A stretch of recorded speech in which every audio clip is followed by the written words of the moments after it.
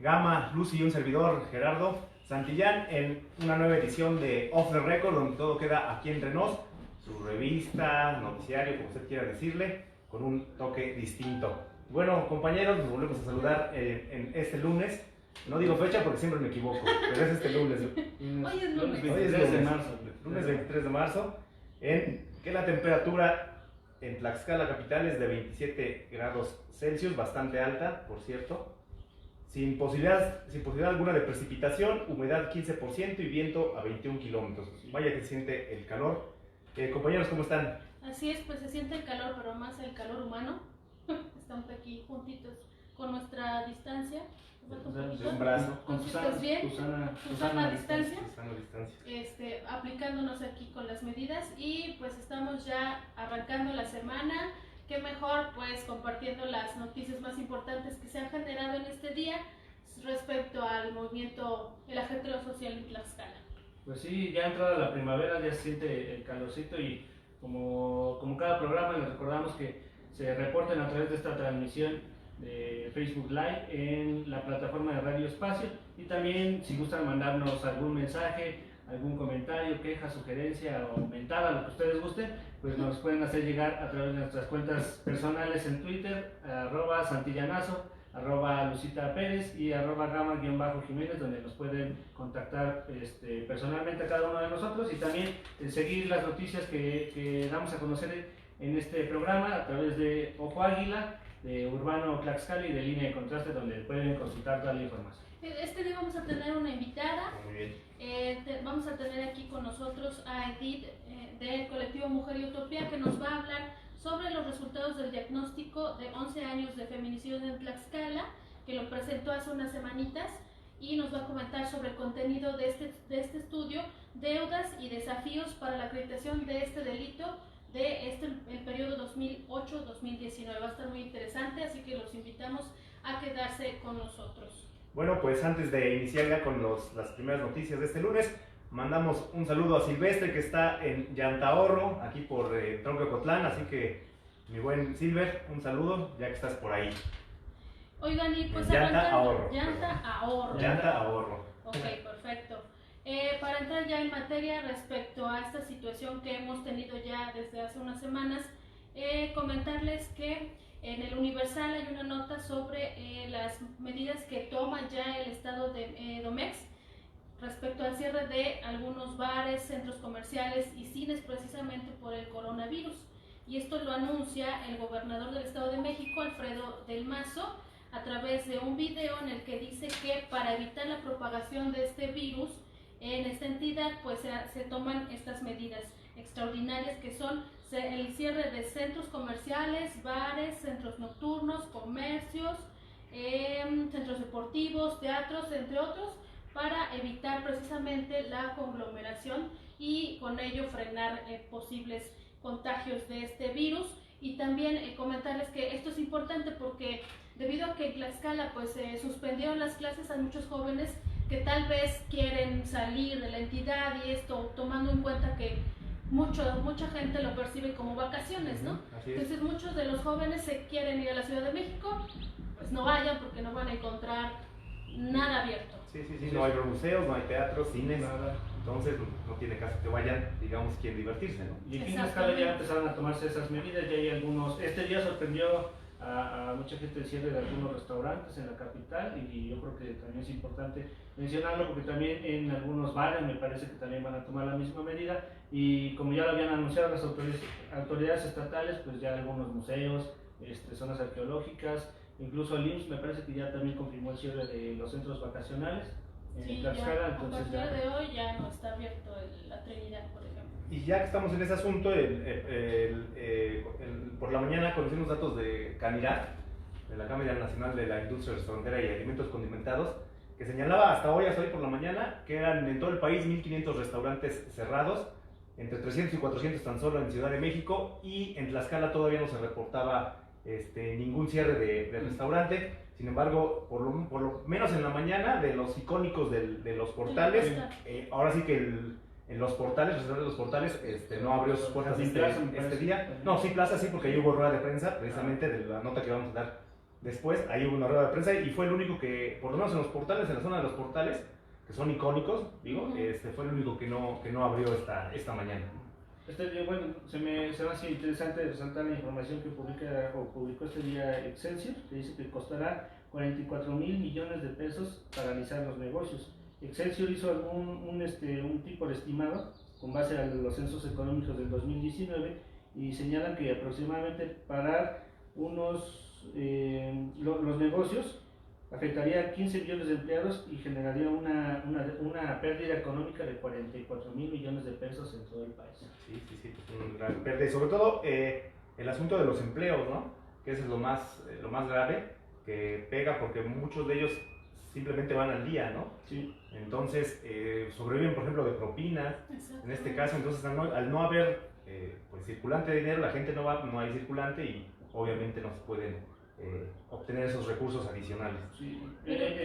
Con exactitud, perdón, son 2.474.085 unidades económicas que existen en el país. O sea, negocios, comercios de todo tipo. Sí. Y en contraparte, digamos, estas empresas que toman esa conciencia, hay afectaciones obviamente, pero con eso podemos frenar esta cadena de contagio, ¿no? Pero hay algunos otros empresarios que aprovechan este cierre de su competencia, digámoslo así, para hacer su agosto. Por ejemplo, me comentaron sobre el asunto de la Trinidad, que cerró a partir de hoy sus puertas al público y dice que será pues hasta nuevo aviso cuando la Secretaría diga si se va a poder abrir pronto o no. Entonces ellos se van a mantener, ¿no?, cerrados hasta que haya indicaciones. Pero en contraparte, los negocios que están alrededor de este centro vacacional, ya los conocemos, los ubicamos perfectamente, pues ellos siguen abiertos y recibiendo a la gente que, por ejemplo, ya no puede entrar a la Trinidad, ¿no? Entonces se van a estos negocios y pues a ellos les conviene este asunto, pero no toman en consideración pues estas medidas que se dieron a nivel estatal para poder evitar esta propagación del virus. Entonces hay de todo también. Sí, pero la situación es que las medidas estas que señalan han sido hasta el momento solo institucionales. ¿Sí? No han sido para la iniciativa privada. No, pero... Entonces, hasta en tanto no haya esta indicación, en Tlaxcala van a seguir abiertos gimnasios, cines, cafés, en fin, ¿no? Y ahora que decías, Gama, que algunos bares empezaron a cerrar, yo creo que más bien el que comentas, o que todos sabemos, Michemix cerró, pero porque tuvo un incidente de una persona muerta, ¿no? Entonces, por eso cierra, se va a obligar a cerrar, no tanto por la emergencia. Bueno, en caso sí, de ese bar en específico, ¿no? Sí, pero sí en algunos me parece que también ya van a empezar a cerrar, bueno, ya veremos cuáles son, ¿no? Sí. Bueno, pues vamos ya a otro asunto. Y precisamente como comentabas tú que hoy hubo una rueda de prensa en este lugar, en los portales, en este lugar, fue por un asunto del PRD que piden la salida a algunas corrientes de este partido político. Coméntanos cómo estuvo ese asunto. Sí, así es, hoy por la mañana en rueda de prensa en conocido restaurante Los Portales, en uno de los que sí abrió, representantes de 5 corrientes políticas al interior del PRD exigieron la destitución del presidente y el secretario general del Comité Ejecutivo Estatal, Manuel Cambrón Soria y Domingo Calzada Sánchez, respectivamente, pues los señalan de que han dirigido al partido con soberbia y en la opacidad. Entre las corrientes que estuvieron presentes, sus representantes fueron Nueva Izquierda, Foro Nuevo Sol, Iniciativa Galileos, Vanguardia Progresista y Alternativa Democrática Nacional, quienes mostraron el documento, el oficio que ya enviaron desde hace unos días al Comité Ejecutivo Nacional para solicitar la destitución y renovación, o por lo menos en una dirigencia alterna del PRD en Tlaxcala, ya que aseguran que en 3 años, por ejemplo, en uno de los datos, el partido ha recibido de prerrogativas 21 millones de pesos, que no se ha sabido pues su manejo, y en lo que va del año otros 700,000 pesos que tampoco conocen efectivamente a qué se han orientado, ¿no? Dicen que no han tomado en cuenta a los militantes y que todas las decisiones que se están tomando en el partido están solamente encargadas por Manuel Cambrón y Domingo Calzada, sin tomar en cuenta al resto de liderazgo y ni siquiera a los integrantes de la mesa directiva. Y sobre el asunto de la nueva militancia, el partido cerró con 22,000 nuevos afiliados y la mayoría la logró registrar precisamente el grupo de Manuel Cambrón, que también es Nueva Izquierda, por cierto, pero con el uso a su favor de los recursos precisamente del partido. Entonces, pues señalan que necesita ya un cambio de dirigencia, pues lleva más de 3 años. De lo contrario, con ese asunto de soberbia con la que actúa, dicen Manuel Cambrón, el partido corre el riesgo de perder su registro, pues actualmente solo sus mediciones indican que solamente el 4% del electorado pues los considera como una opción al perder aquí en Tlaxcala. Entonces, pues es un asunto, digo, entre todo lo que ha venido siendo de COVID, todo esto ya sale en otro tema, en un tema político, y bueno, pues habrá que esperar cuáles son las reacciones, ¿no? O cuál es lo que sucede desde el Comité Ejecutivo Nacional del PRD. O sea, por lo pronto ya se empezaron ahí a jalonear. A jalonear, sí, a jalonear, ya y con miras obviamente al proceso electoral. Y mucho de esto tiene que ver, que tengan que ser antes del mes de julio, perdón por algunos mosquitos por aquí andan. Como hay plantitas, exactamente, se alborotan, disculpe. Pero bueno, el asunto es que quieren la renovación antes del mes de julio, antes del inicio del proceso electoral, porque van a estar en juego candidaturas. Entonces, pues obviamente que es un botín bastante jugoso. Y ya fieles a su estilo se van a empezar a pelear el asunto, ¿no? Sí, efectivamente, fieles a su estilo. Sí, entre otros, nada más contarles que estuvieron el exdiputado federal Gelacio Montiel, es uno de los que solicita la destitución, igual Cristian Santa Cruz, de la iniciativa Galileos, Alejandro Berruecos, quien es regidor en el municipio de Apetatitlán, entre otros pues liderazgos, dicen ellos, ¿no? Así es. ¿Qué más tenemos? Y también con este asunto también de las altas temperaturas ya que se están presentando, hay afectaciones por incendios forestales. Van 405 hectáreas en Tlaxcala con 61 siniestros. Tú nos comentas sobre este tema, ¿no? Así es, pues en lo que va de esta temporada de estiaje, en Tlaxcala se han registrado un total de 61 incendios de este tipo que han dañado a un total de 45 hectáreas, principalmente de hierbas y pastizales, en distintos puntos de la entidad, de acuerdo al reporte semanal de incendios que emite la Comisión Nacional Forestal. Detalle que la última semana se registraron 15 incendios en la entidad que dañaron un total de 28 hectáreas de superficie herbácea y arbustiva. Con estos últimos datos, en lo que va de la temporada del territorio tlaxcalteca se han registrado 61 incendios forestales y han consumido 405 hectáreas de hierbas y arbustos en la mayoría, y afortunadamente estos incendios no han alcanzado zonas de arbolado adulto o joven. Con esto Tlaxcala subió un lugar al colocarse ya en la 4ª posición a nivel nacional con el mayor número de incendios forestales y la 5ª entidad con la mayor superficie afectada. Las entidades que con más incendios han registrado es el Estado de México con 164, la Ciudad de México con 142, Puebla con 100, Tlaxcala con 61 y Michoacán con 51. Esos son los datos que ha reportado la Comisión Nacional Forestal, y sí se han notado un poco de actividad de incendios en varios puntos de la entidad, principalmente la Malinche. Exactamente, lo que te decía, porque es muy visible, ¿no? Desde donde estamos, ahí obviamente se notan todos los que son, pero de todos modos con esas cifras me parece que es todavía es menos que el año anterior, ¿no? Sí. Todavía sigue siendo menos, que eso, bueno, al final lo más importante es que sean menos número de incendios y que afecten la menor cantidad posible de superficie, ¿no? Sí. Sin embargo, pues esta temporada, este año se prevé que efectivamente haya más temporada de calor, entonces por lo tanto se estima que puedan incrementar a lo largo de la temporada a lo mejor los incendios, ¿no? Por eso no es menos importante que también a la vez que tomamos previsiones o precauciones por lo del COVID, también cuando salgamos al campo, tomar también muchas precauciones cuando estemos conviviendo, fogata, en fin, cosas de este tipo, y sobre todo los trabajadores del campo que comúnmente pues usan el fuego para limpiar sus parcelas, ¿no? Para preparar la tierra y todo esto. Pues, se supone que reciben capacitación, o por lo menos eso han comentado las autoridades respecto a cómo tienen que llevar a cabo estas actividades para preparar la tierra para la siembra y que no se salga de control y afecte obviamente al arbolado, ya sea de renuevo o los que ya son árboles ya adultos, porque sabemos que cuando vemos a la Malinche se ven muy bien los huecos donde definitivamente pues ya no hay nada, ¿no? Pero igual por la temporada de estiaje es muy fácil que el fuego se propague fácilmente porque ahorita todo está muy seco.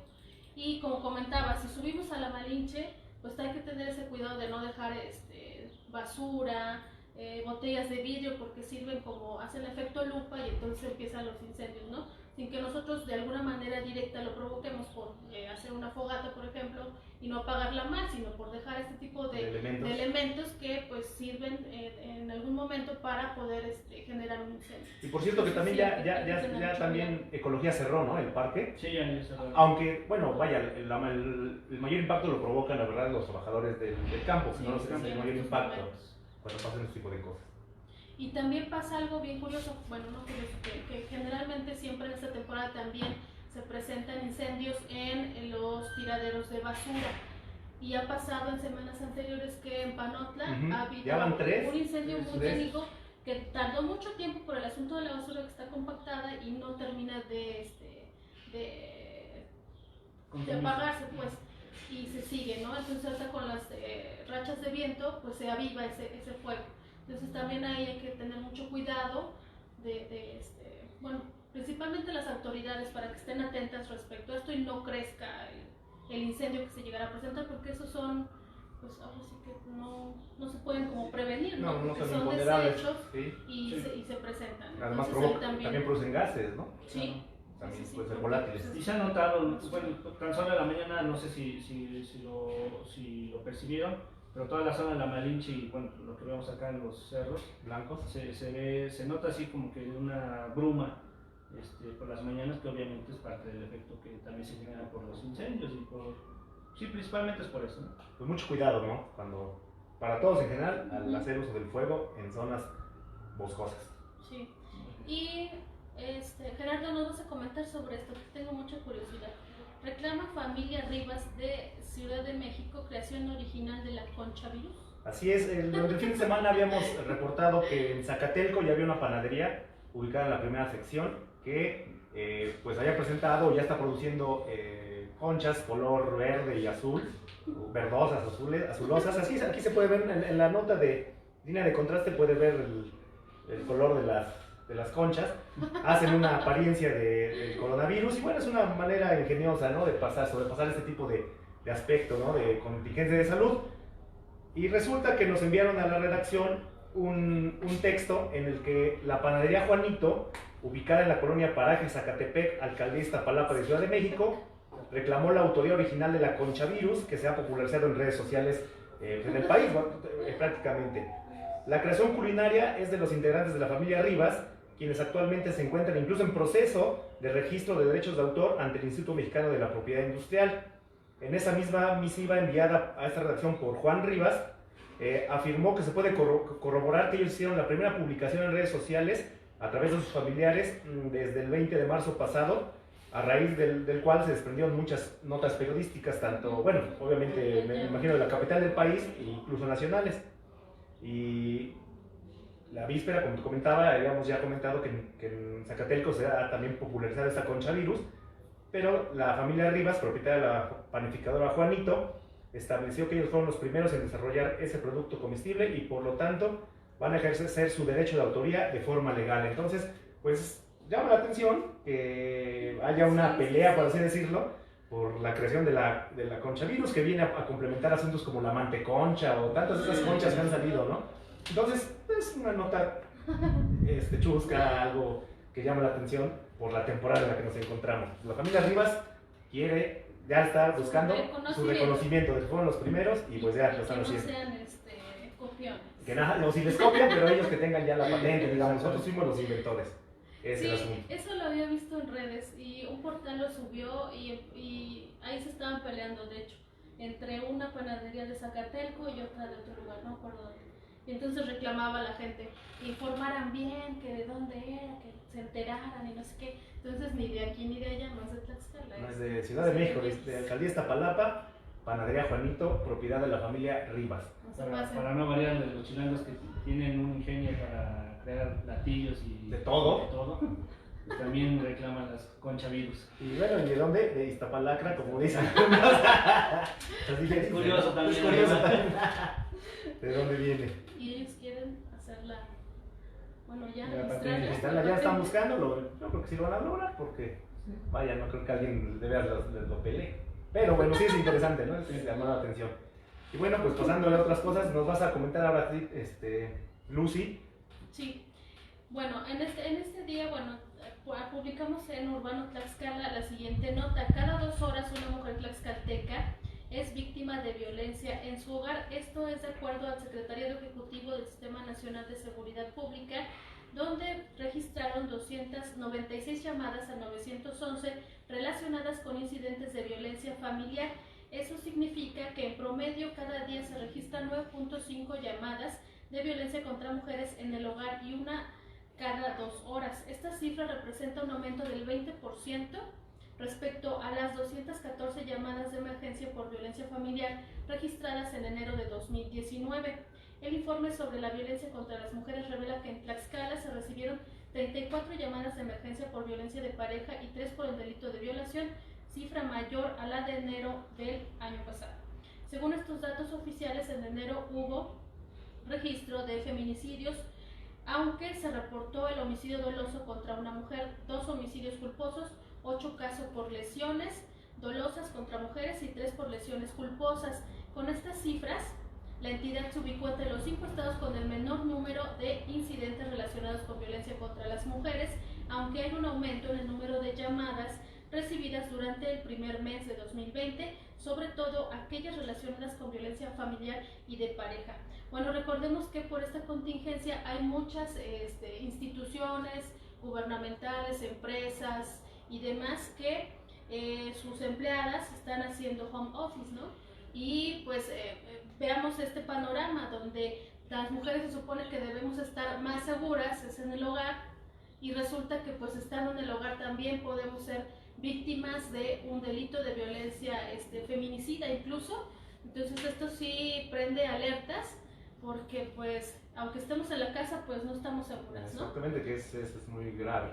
Así es, y cada 2 horas una mujer tlaxcalteca es víctima de violencia en Tlaxcala, pues sí es como para prender alertas en ese sentido, y más en esta temporada. Y no solamente con mujeres, sino también recordemos que hay estadísticas que señalan que los niños y niñas cuando están en hogares son más propensos a sufrir algún tipo de abuso. Entonces en ese sentido hay que estar bien alerta sobre dónde están los niños, qué hacen, con quiénes están, ¿no? Con quién los dejamos en esta situación, pues porque están en casa ahorita por la suspensión de clases también. Muy bien, pues. Y en ese sentido, pues tenemos a una invitada. Así es, ella justamente es voy a la decir eso. directora del colectivo Mujer Utopía. Voy a acomodar las sillas. Edith Méndez Aguazzi, que nos acompaña esta tarde precisamente para hablar sobre el diagnóstico que realizaron de feminicidios en Tlaxcala.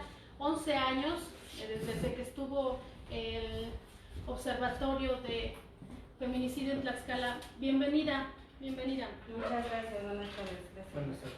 Disculparás que no apliquemos justamente la sana distancia, pero tampoco es que quepamos bien, ¿va? Déjenme ver por si en lo que empiezan 12 voy a checar si yo aparezco. Si no apareces, muévele. Pues tú nos vas a comentar sobre estos resultados del diagnóstico, 11 años de feminicidios en Tlaxcala. Respecto a este tema, ¿lo presentaste hace 2 semanas?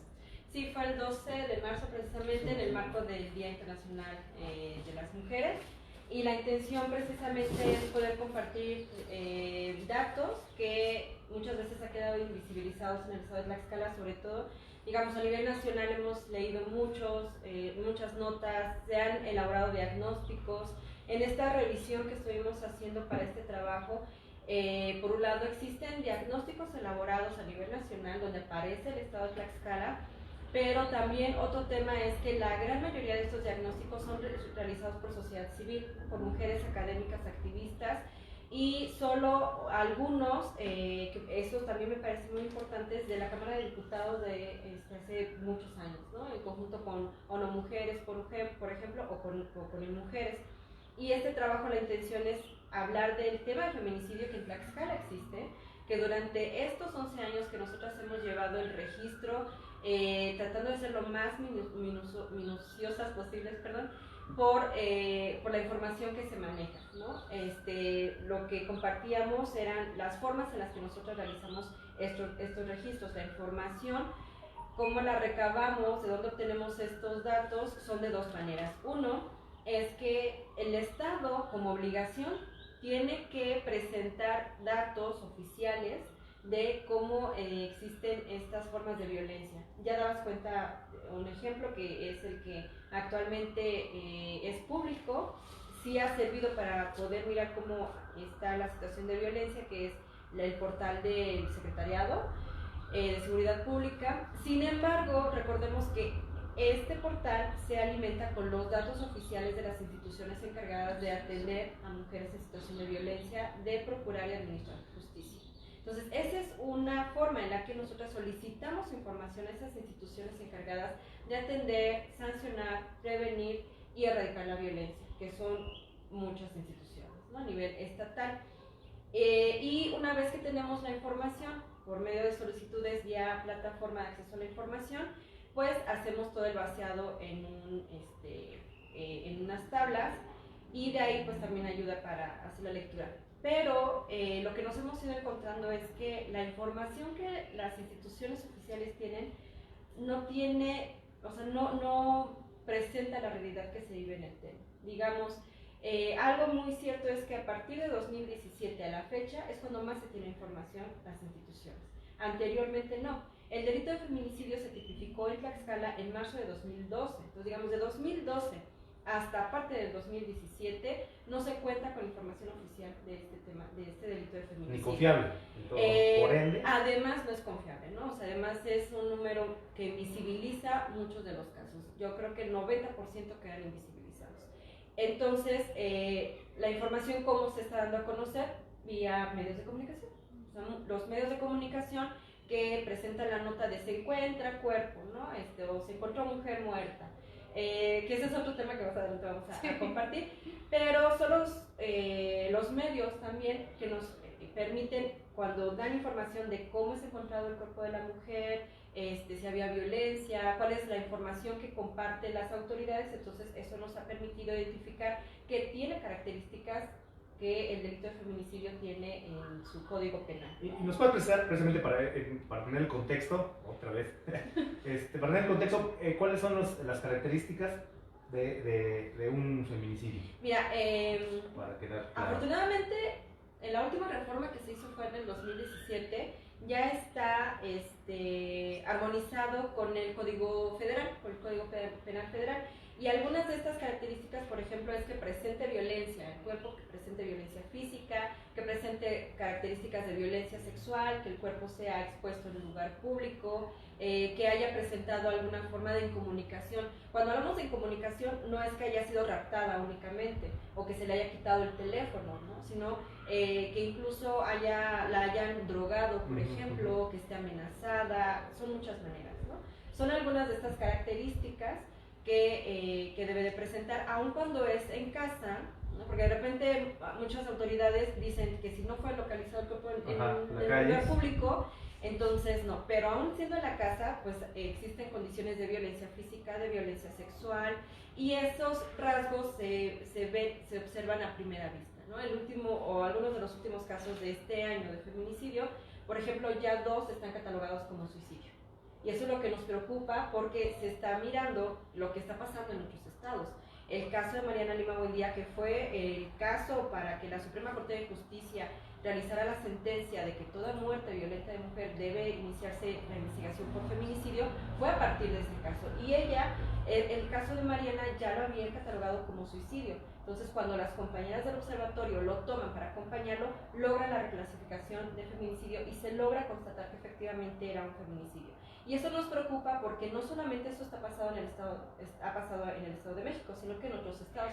Y Tlaxcala pareciera que para allá va la intención de no hacer estas investigaciones, y fácilmente dicen fue suicidio, no hay delito que perseguir, fue una muerte a causa por su decisión. Y en Tlaxcala cada vez más miramos que esto está sucediendo. Insisto, en este año tan solo los 2 que se presentaron, 2 o 3 que se han presentado en el estado de Tlaxcala en el mes de enero, febrero, ya están catalogados como suicidios, ¿no? Y nosotros sí observamos que existen condiciones para que se iniciara la investigación por feminicidio. Entonces sí es preocupante. Estas son algunas de las razones que, insisto, están en el Código Penal, en el artículo 229 bis. Ahí está, en ese artículo menciona cuáles son las razones de género. ¿Qué es una razón de género? Por el hecho de ser mujeres, este es un tema de discusión. también se habla de que hay muertes de hombres, claro que sí, y quizá hay muchas más muertes de hombres. En Tlaxcala me parece que ese es el caso también. Sin embargo, las formas en las que asesinan a los hombres o las razones no son porque son hombres. Sí, ¿no? exactamente. No es por misoginia, no es por este machismo instalado. Hace poco, justamente cuando presentamos, se me acercaba alguien de una de las diputadas y me decía que querían ponerle otros elementos a las razones de género, como la celotipia, ¿no? Entonces decimos, no, o sea, eso nos preocupa porque además, ¿cómo se puede mirar que es por celos? Y además puede caer en la parte de justificar por qué son estos hechos. Muchas de las notas vemos que por celos la asesinó, ¿no? Porque le fue infiel, la mató. O sea, eso termina justificando y minimizando el delito de feminicidio.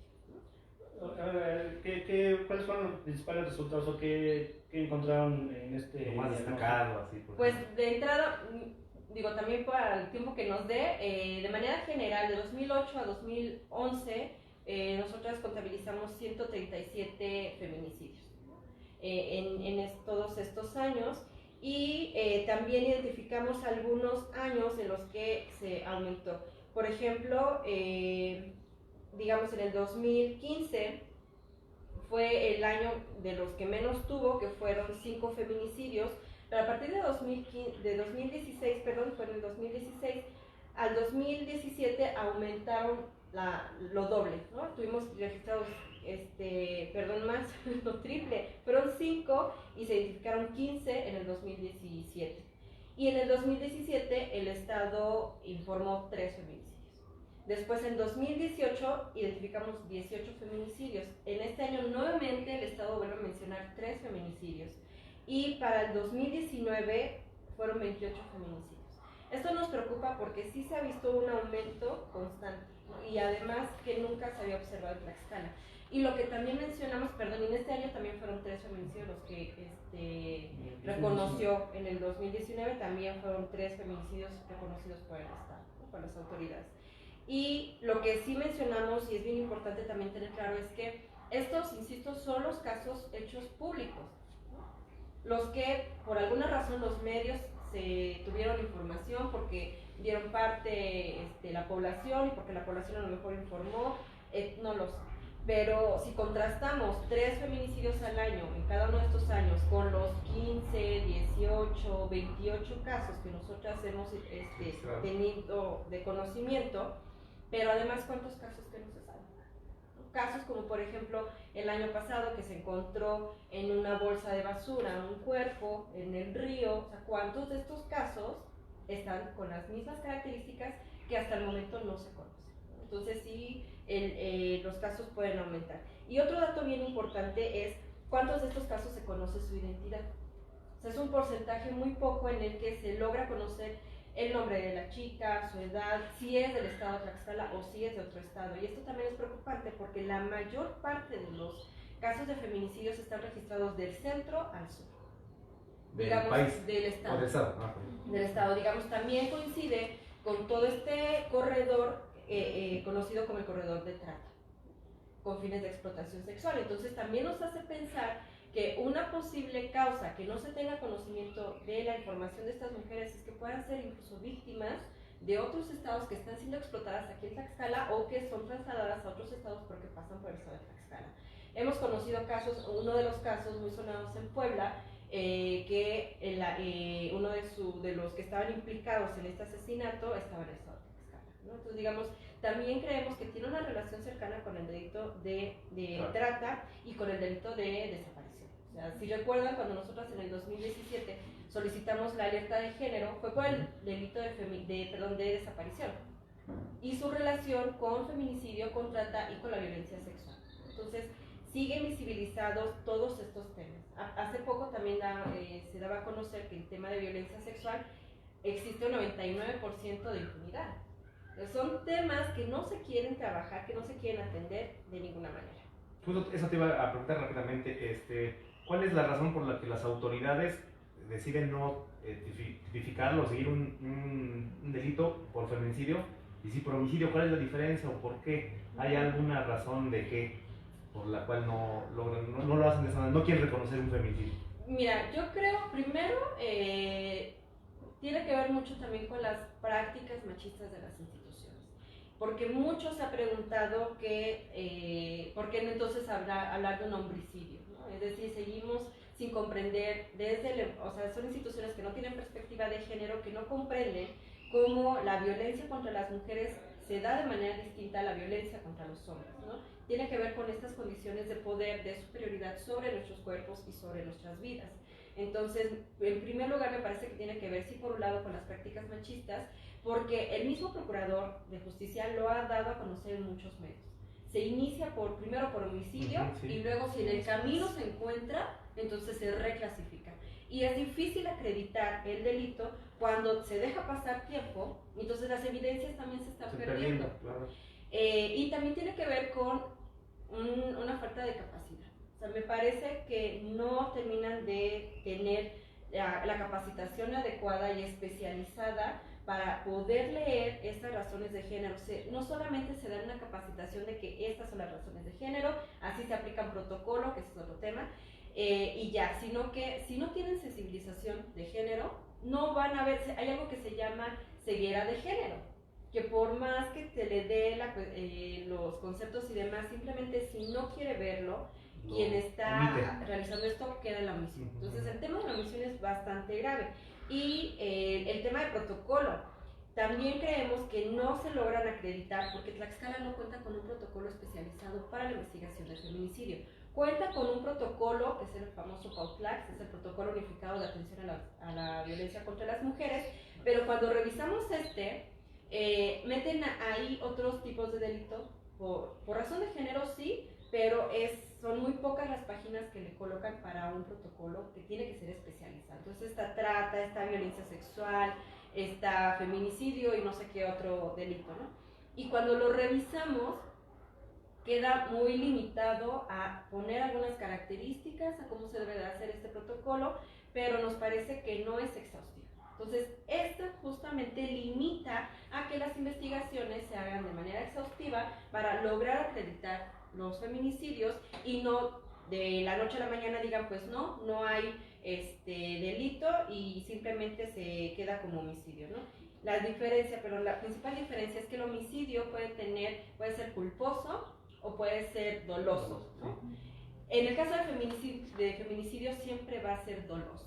Siempre va a tener la intención de quitarle la vida a las mujeres por el hecho de ser mujeres, ¿no? Y en el caso del homicidio no, o sea, puede ser eso, puede ser culposo, pero no, a lo mejor no necesariamente llevaba la intención. Y otro de los asuntos que justamente por ser doloso es la tentativa de feminicidio, que en Tlaxcala simplemente tampoco se quiere aceptar para que se inicie la investigación. Y hace un par de semanas justamente la Suprema Corte de Justicia también decía que se tenía que castigar igual que el feminicidio, la tentativa, porque lo único que pasó fue que no se logró su objetivo de quitarle la vida, pero iba con esa intención. Entonces tendría que ser también castigado de esa manera. Y eso es lo que ocurrió la semana pasada sobre un caso de agredió a una mujer, no sé si le dieron un balazo o algo así. Sí. En la semana, y es lo que me estaba comentando Gama. Dice, ¿esto cómo lo debemos manejar? Digo, pues sí es tentativa, pero en el Estado no hay esa figura. O sea, para manejarlo, decir que fue una tentativa de feminicidio, porque creo que se dio a raíz de una discusión, algo así, ¿no? Sí. Entre una pareja y la agredió. Y entonces caímos en eso, ¿no? Pues es que no hay esa figura en Tlaxcala para poder manejarlo como una tentativa de feminicidio. De hecho, lo que menciona la Suprema Corte es que la forma precisa, por así decirlo, de mencionarlo es feminicidio en calidad de tentativa, ¿no? Y cuando decimos, si ya de por sí, cuando son feminicidios, no se quiere, porque me parece que tiene que ver con una intención, ¿no? O sea, más allá de estas otras cuestiones técnicas, creo que tampoco se quiere realmente hacer una investigación. Se habla, por ejemplo, de la creación de la fiscalía. Tlaxcala es de los únicos 2 estados que no cuenta con una fiscalía especializada ni mesa especializada. ¿Tú crees que es necesario? Mira, lo que hemos visto desde el Observatorio Ciudadano Nacional del Feminicidio como red es que sí puede favorecer. O sea, sí, porque al existir una figura se pueden implementar todos los recursos y además generar otras estrategias como se ha hecho en la Ciudad de México, que hay un grupo que coadyuva a la fiscalía con peritos expertos, con algunas observaciones directamente para lograr la acreditación. Sí puede favorecer. El problema es que como en otros estados simplemente se crea la figura y las prácticas siguen siendo las mismas. Es decir, es un MP que estaba en la Procuraduría y lo mandan o la mandan allá. Círculo vicioso. El nombre. Es un círculo vicioso. Exacto, entonces sí puede favorecer, pero insistimos, Siempre y cuando se tenga la intención, porque de lo contrario no vamos a poder. Sí, y ahora hay municipios donde hay más incidencia. Así es, de estos 137 que identificamos, son por lo menos 5 municipios que existen más de 10 feminicidios en este periodo, ¿no? Entre ellos, por ejemplo, está Pisaco, que tuvo 14 feminicidios, San Pablo del Monte 13, Tlaxcala tuvo 12, ay,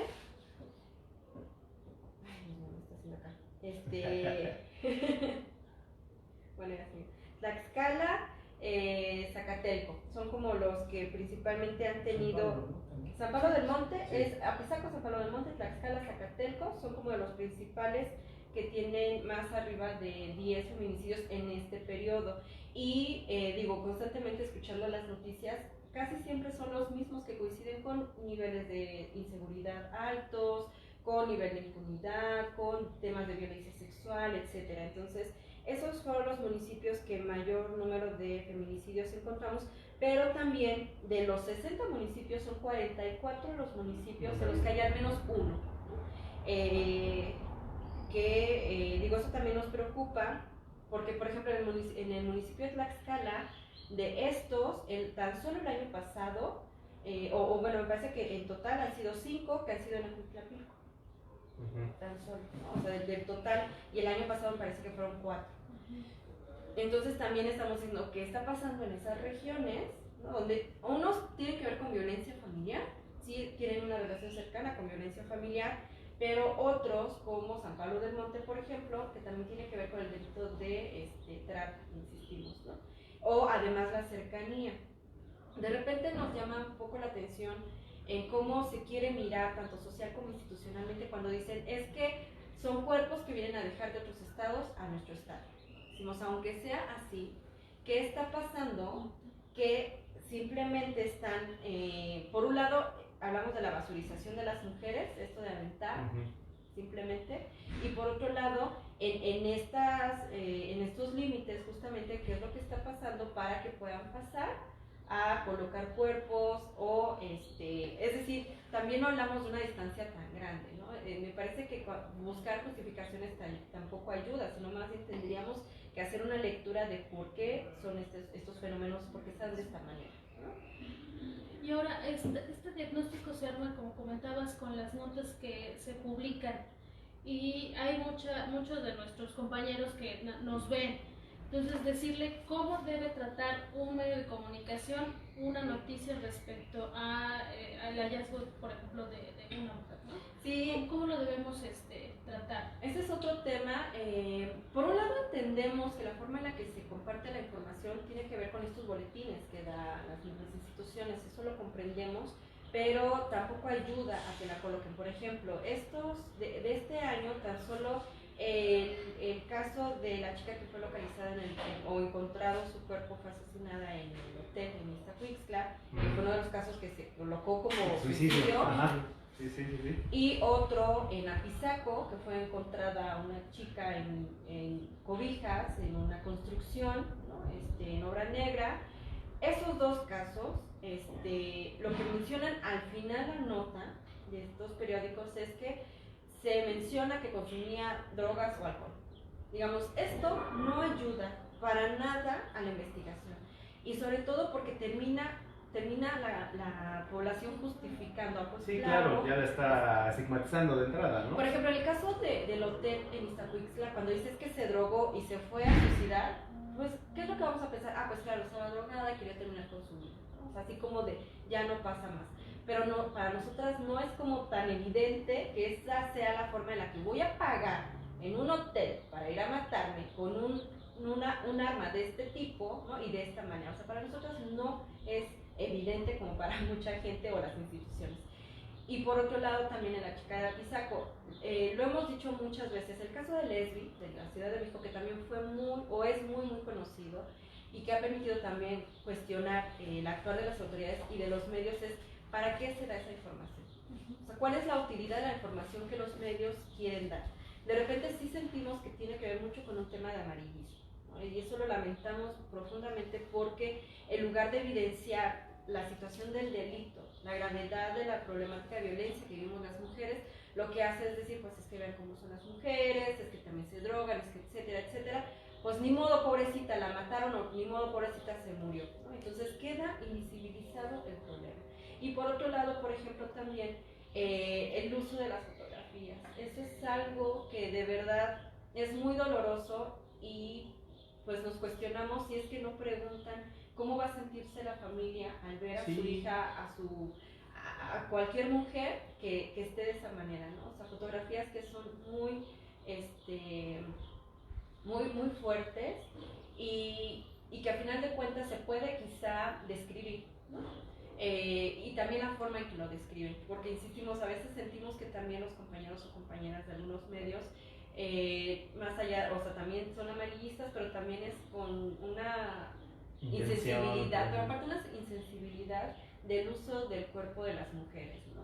Y eso, insisto, no está favoreciendo para que la ciudadanía pueda comprender cómo, que existe el delito y lo grave que es, y además en qué tenemos que seguir trabajando, ¿no? Si hablamos de la prevención, pero no se comprende que muchos de estos casos es por violencia familiar, entonces tenemos que poner atención en la violencia familiar. Esta nota que mencionaban es muy preocupante, o sea, yo en la mañana cuando la leía, decíamos también, ahorita con todo el tema de cuarentena, de confinamiento, muchas mujeres, niñas, adolescentes que tienen que convivir. Quizá cuando se van a la escuela o al trabajo, quizá era una manera, ¿no?, de contener ahí, pero entonces tenemos que abordar el tema de violencia familiar.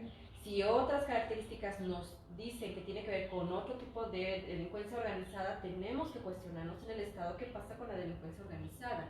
Si tiene que ver con la acreditación de los feminicidios, porque ahorita se hablan de 3 sentencias, eso es otra cosa que también colocamos en el diagnóstico, este análisis de estas 3 sentencias, porque ninguna llega al mínimo de sanción que es de 40 años. ¿Qué quedaron? La primera fue de 35 años, la segunda, esto es bien interesante, la segunda y la tercera sentencia son idénticos, exactamente igual a sentencias de 26 años, 8 meses, porque el feminicida aceptó su culpabilidad. Y entonces digamos, no se arrepiente, sino que la acepta. Y esto cuando le conviene. Claro, pero cuando decimos en el tema de feminicidio no podemos hacer esto. Lo que sí puede hacerse es que cuando el feminicida acepta su culpa, acelera el proceso. Es para lo único que tendría que servir. Pero cuando revisamos el Código Penal, que se supone ya estaba armonizado, ¿no?, había cosas que eran buenas, establecieron 2 artículos que son los que están limitando, precisamente, siguen obstaculizando, y que creemos que estas sentencias tuvo que ver con uno de estos artículos que se colocan, ¿no? Entonces, es bastante grave la simulación, por un lado, pero la otra, los obstáculos que siguen colocando para que las mujeres hablen de acceso a estos casos, es decir, su familia, sus hijos y sus hijas, ¿no?